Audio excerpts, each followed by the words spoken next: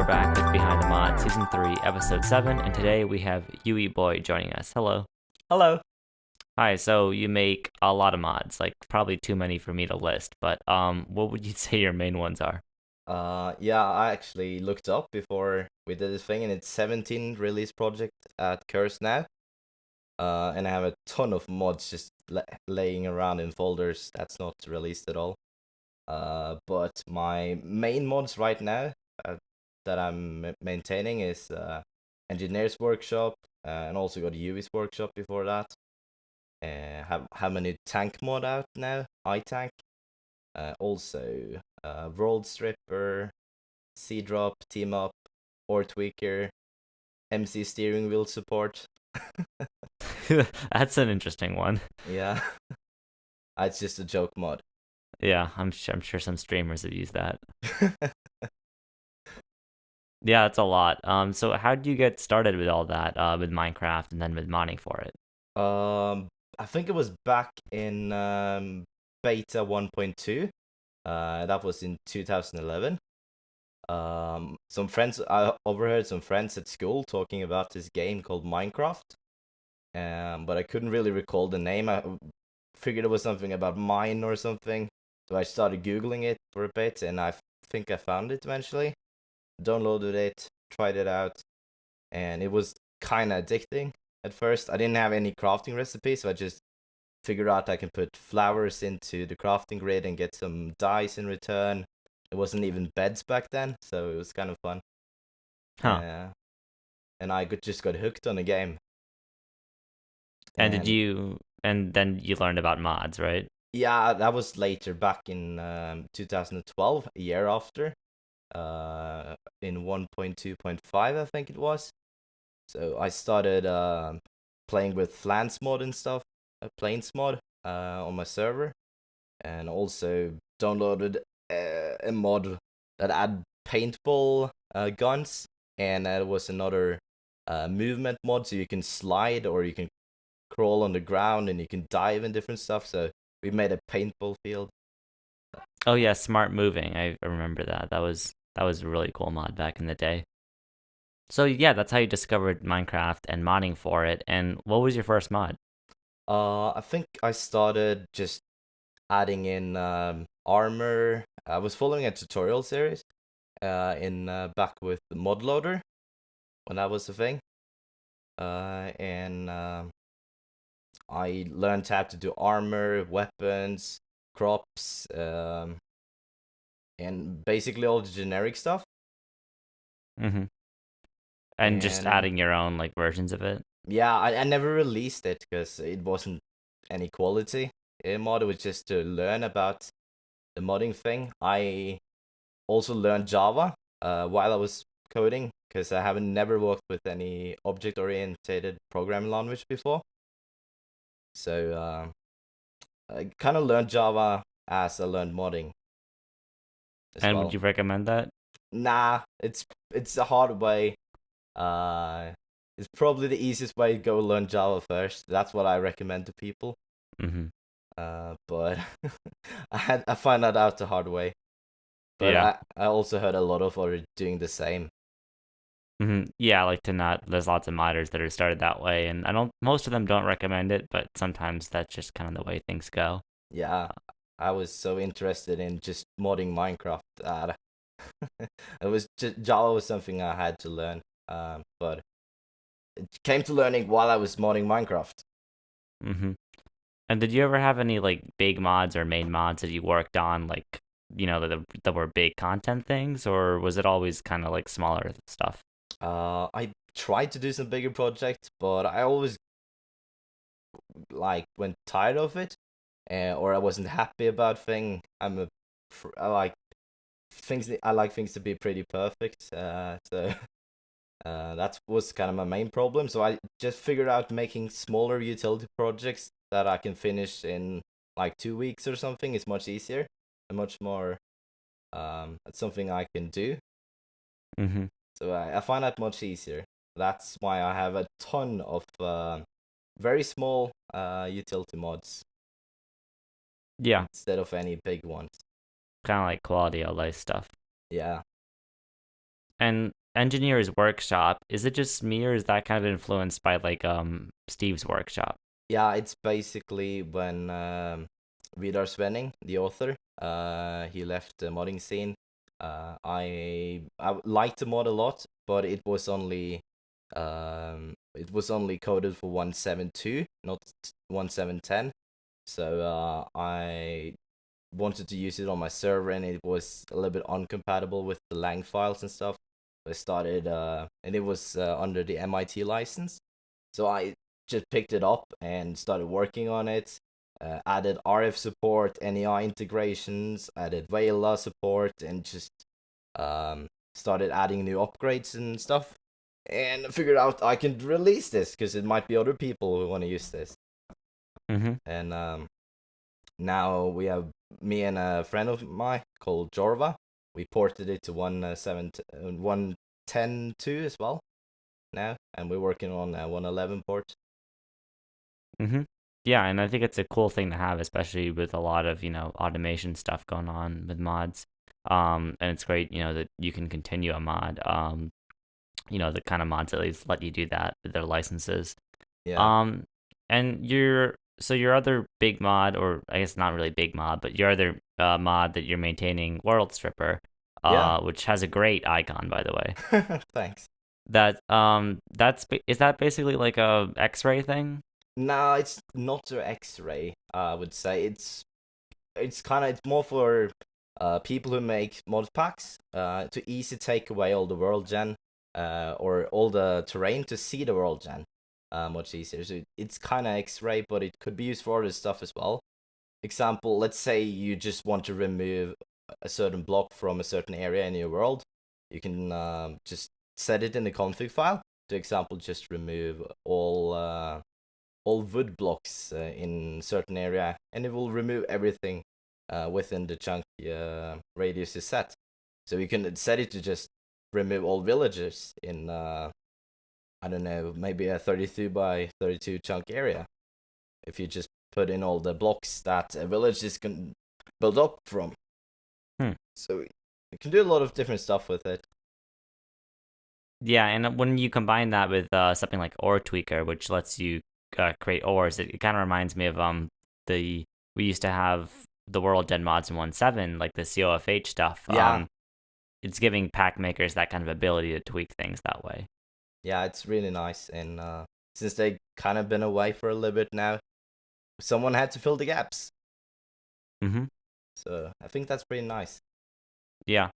And a lot of your mods kind of follow that theme. They're configurable and they're usually like generally very, you can tweak them to your liking. Yeah, Is that just a design philosophy you have? yeah. I like everything I do. I like it to be open source and as configurable as possible. If it's a value in the mod, I don't like hard coding values, so I put in configs instead. So people can set their own values for everything, if they wish to. But I also put in like default recommended stuff, for people. That's not into config files because not everyone is. Um, don't like to mess with config files because it could be a little bit scary if you don't Mm-hmm. know exactly what you're doing. Yeah, for sure. And I think stuff like what Forge is doing now with the visual configs is cool too, like in Yeah, game. it's pretty nice. I haven't adapted it for my mods yet, but really want to do that. Mm-hmm. Yeah, I More think it visual stuff, but mm-hmm. Yeah, that's definitely like helps a lot. Um, and so now you're working on this textile mod that you've been kind of teasing parts of on Twitter. How did that begin, and what is that? um, people always complain to me like that I haven't made any content based mod with actually any content to play with. It's only utility stuff or smaller mods that add in one block or one item or one something. So I wanted to do something a little bit bigger now. I feel ready now because I haven't have had the Java knowledge to do such big project before. I always just get stuck, but this time it's going much better. Also, a lot of more experience with Forge now after working with it for 5 years, and I think I'm ready to drop the big bomb and finally release a new content mod. Huh. And where like the ideas for it coming from? Is it like filling in the void that we have because there's not many tech mods right now, in Uh, newer versions, or just like new stuff? yeah, 110 is probably the perfect time to make a new content mod because it's kind of lacking compared to 1.7. So the time was right now. And what was what was I gonna say? It just feels like I want to fill a new, like a void in the genre, in a way, even with a mod that's both agriculture and tech, kind of like forestry in a way, but with my own little twist. Mm-hmm.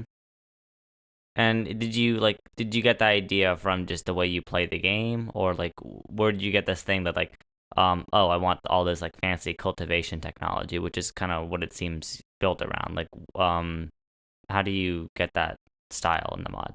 Uh, I never actually play Minecraft much anymore. I tried the new Sky Factory, but I just always get tired and I want to go back to coding when I play with other mods because I get so much inspiration from it. I know a lot of other modders too also don't play the game because we spend too much time modding it. So, but I don't not sure why I want to do exactly this, but it just feels like this is to work. Like I want to work at a mod where you can do renewable energy and a little bit like a different tech mod in a way. I don't want to add any processing machines or anything. Just gonna add um, different ways so you can produce power and to interact with other mods. My mod Mm-hmm. will be kind of built around being used alongside other mods, and not. It's gonna be a standalone mod, but it wouldn't work great just playing it with just vanilla Minecraft. Yeah, it's interesting that you say like organic and renewable energy because, aside from forestry, and then I guess if you count solar panels technically, like there's Yeah, not really a lot of stuff like that for tech mods. yeah. Solar Because panels is a little bit boring. I place them down and they just generate. I want to make something a little bit more immersive. Right or now, like I a have, windmill block. yeah. Right now, I actually have a really cool block that I haven't seen before. It's done in Minecraft. It might have been done, but it's basically a block that consumes the grass on top of dirt blocks around it in a radius to generate RF. So you need to set it up in a way so the grass can grow easily back on the patches, the dirt patches, so it can generate more power. And it Huh. randomly picks a block around it, and so it's kind of cool. Yeah, that's cool. Like I love stuff like that that's not just like, oh, feed this magical block this other magical item and it makes power. Like stuff that, involves kind of using mechanics in game to generate power. Like immersive engineering's done that. Yeah, it's And pretty cool. which is why, yeah, mods like that are so fascinating to people, I think. Yeah. Also, I'm working a lot of on kind of like immersive engineering. I'm using a little bit fancy models, but I'm sticking to not multi blocks, just one cube for everything. And do you like texture your and model stuff yourself? I do everything myself. I make the textures, the models, all the rendering code for it, everything. I'm pretty all rounder. I'm pretty decent at everything, but not super good in anything as well. It's just all around. Huh. That's pretty cool. So you can kind of like, because some mods are, I mean, they benefit from it, but also it's like different, like mechanism, for example. The creator of that is not the best texture. So when like Cyanide X redid the whole mod, it had this whole different feel. But I think with some mods like RF tools, you get this, you definitely get like, oh, this is, I know what mod this is because the modder and the programmer and the artist are the same thing. Yeah. It's easier for me to like theme the mod, and visualize it in exactly how it's in my mind when it's only me working on it. Um, So that's nice, and I'm like my own boss, and I don't have to argue with anyone about how to do certain stuff. So that's what I like about working alone. But it's also nice to work with others because you get a lot of good input, and it's nice to have a team around you. But so Hmm. it's I worked on team projects and I worked on solo projects. So just it has its ups and downs uh, in both fields. Yeah. And what are the big team projects you worked on? I worked on lately. I had engineers workshop. I was doing along with Jorva. So it was us two, and also I did a mod with Jared, and we built this base mod. It's called base, using acronyms, and also ore. Uh, Basically, it adds the like a foundation for Minecraft where we you can using I think it's Mind Tweaker or what Mod Tweaker or whatever it's called now. Craft Tweaker? Craft Tweaker, I think it's that. You can basically add in scripts to generate plates, ingots, ores, everything dynamically, and just set a color for it, and it dynamically colors everything. So it's a pretty lightweight, easy to use mod just to add a base for your mod pack. Mm-hmm. And you also have this origin mod that works to generate those ores in the world in different clusters you can specify.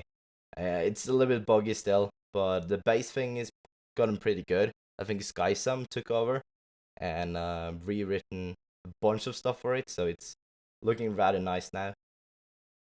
Yeah, that's pretty cool. The whole dynamic resource like creation stuff I think is really cool. And when mods, just let basically mod pack makers go, hey, I'm adding in whatever they want. Have you seen any like cool mod packs or content using your mods? Uh, Lately, I think I have mods in Agrarian Skies, Sky Factory 2.5, FTB packs, Sky Factory 3, all the mods, a bunch of kitchen sink packs, and a bunch of just smaller uh packs with I guess it's just the groups of friends and stuff playing with. So Mm-hmm. it's always nice to go on Twitch and I see someone playing mod pack and I can see them play with my mods and it just makes me smile.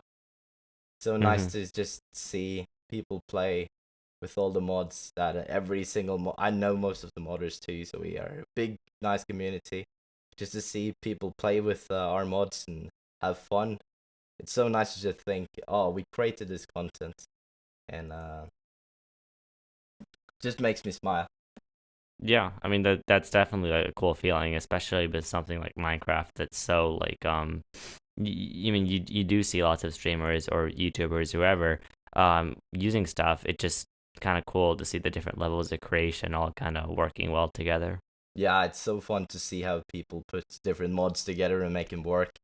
Make this all these crazy packs. Mm-hmm. And then shifting topics a little bit, we gotta talk about that steering wheel mod. Yeah. How did that happen? I think I was a joke a while back ago.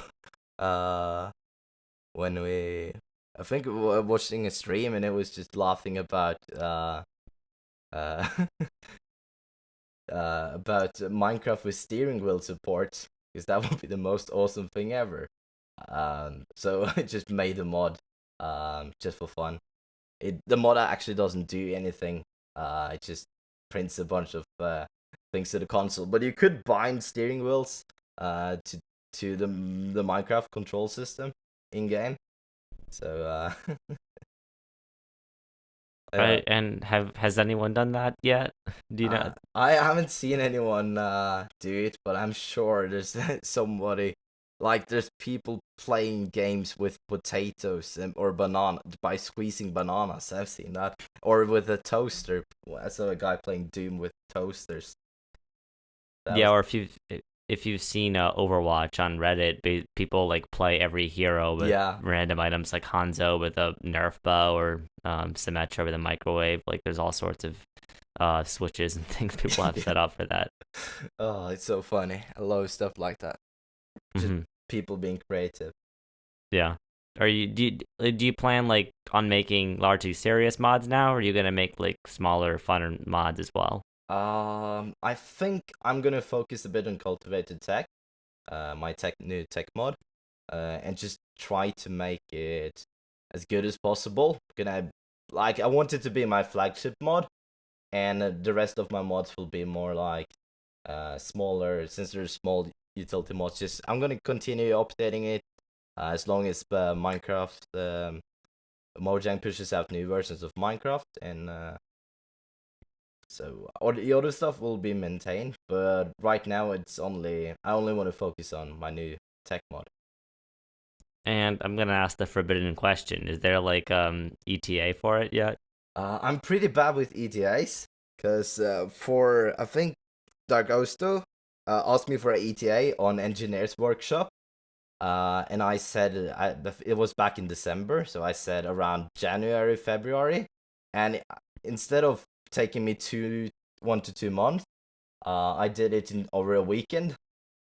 Uh, so I overestimate things a lot, but I don't know. I'm pretty early in the development process. I spent quite a big time on the back end. Because I think the backend is one of the most important part of the mod because it makes basically foundation for everything else added into it. So I care a lot about how my code looks, how it's structured, and how everything works, even though you won't be able to see it. Um, but I think when you talk to King Lemon, he also talked about he spent a lot of time on the new backend for thermal expansion. Mm-hmm. So, and I think that's pretty important. Have a strong back end because it's gonna help the mod in the long run. Yeah, I was So about to mention the King Lemming thing because I see that similarity, which is great in a mod because it might not make like a difference most of the time, but on like when it comes to server performance and other things, and just the way that your pride in the mod, I think it's really cool to have something that you feel proud of. yeah, I totally agree. And so yeah, that's you think that's the future of your mods for now? Just keep forgetting the name. Cultivated Tech. Uh, Cultivated Tech, or what? It's a work in it's progress, right? basically a working project code name. Like I struggle to find a good name for it, but I usually just pick what name comes to mind. So it's a tech mod with cultivation, like agriculture plus tech. So I guess that I'm probably gonna stick with it since I had to refactor everything in my mod if it's gonna change, and that's a big work. Mm-hmm. Yeah. Well, yeah, kind of like how Actually Editions can't really change its name now because of the GitHub and all the Yeah, refactorizations that would need to happen. yeah, and there's Sometimes, this little typo that isn't really a typo either in yeah, it. embrace the typo. Well, I think your name checks out grammatically, so you're good there. Yeah. But yeah, that's cool. So that's any more like closing thoughts? Mm, I actually want to encourage people who thinks about getting into modding. We're a really open community. Um, if you want to get in and learn, we're welcome to come and help you. So don't be afraid to ask if you wonder about something. We have discords and everything. It's we're reachable. If you wonder about something, you can ping me in my inbox, and I can help you. So yeah, I think that's pretty much it. Yeah, that's good. Thank you so much for coming on. It's been really cool. And I think it's fun to have, people who sometimes don't just make one big mod. Sometimes it's also fun to have people like you who make a lot of big mods or a lot of small mods. And I guess now you're making a big mod. Yeah, But try and go big. yeah, well, maybe we'll have you on again once Cultivated Tech's out and it's the new big tech mod. We'll see. Yeah, we'll see in a year. Yep. Well, who knows? So yeah, thank you everyone for watching or listening. You can catch us on as a podcast on iTunes, Google Play, and on YouTube. All that great stuff. And yeah, see you in the next one. Goodbye. Bye. Thank you to all my patrons. If you want to join them, then check out the link in the description to support the show. Thanks, and see you next time.